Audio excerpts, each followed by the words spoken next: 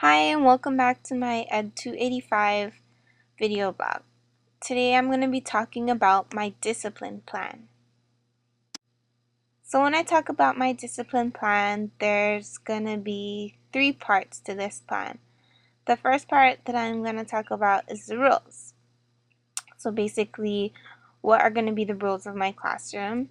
Next, I'm going to talk about the incentive structure. So if students adhere to the rules of the classroom, there's going to be certain incentives involved. And finally, I'm going to talk about the consequence structure. Um, Opposite to the incentive structure, if the rules are not followed, there will obviously be consequences.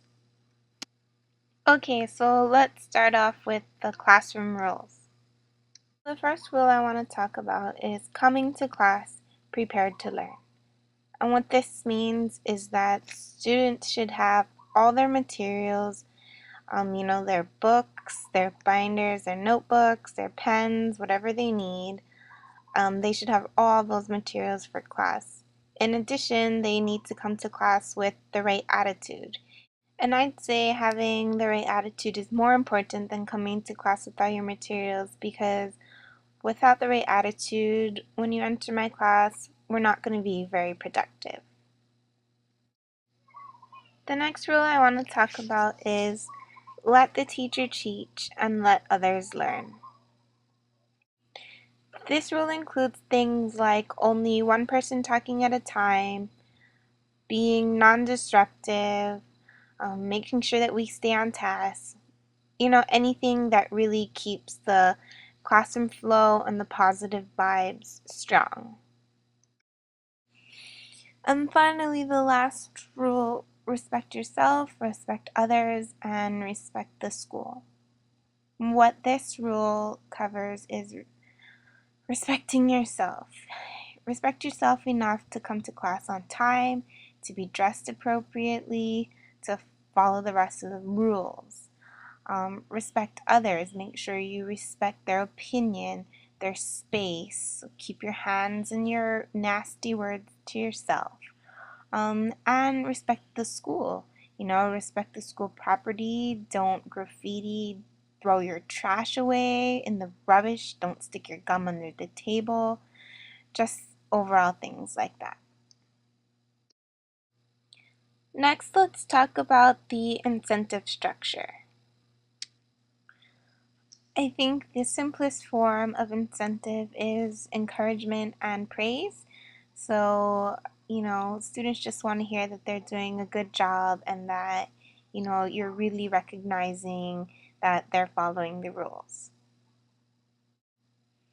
To go even further, I could contact the student's guardian, which, you don't really know the situation at home, but I think that every guardian would like to hear, what a great job their student is doing in school. And, that could carry over to when the student comes home and, everyone's in a good mood because of the teacher calling home saying that, your child has been exemplary in my class. And finally, I could also do things like give them bonus points added to their semester grade for professionalism, for following the rules.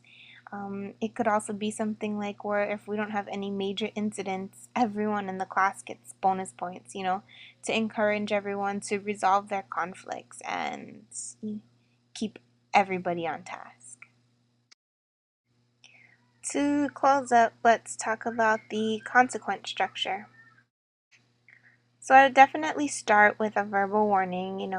After the incident, I'd remind the student of what the classroom rule is. For example, if a student was being disruptive in class, like talking or, bothering other students, I'd say, hey, one of the classroom rules is to let others learn. So, and right now you're stopping people from learning by being disruptive. So after a verbal warning, if the behavior continues, I could issue after school study hall in my class for the student, which actually works out as a good thing because if the student is misbehaving or being disruptive, he or she probably isn't learning, what I'm teaching right now, so this will give me a chance to go over what I was going over during class while the student was being disruptive. So if the behavior continues, I will call the student's guardian or email the student's guardian, but I think calling on the phone is better. An opposite of the incentive structure, I think that most guardians don't like it when teachers have to call home to let them know that their student is being disruptive or misbehaving.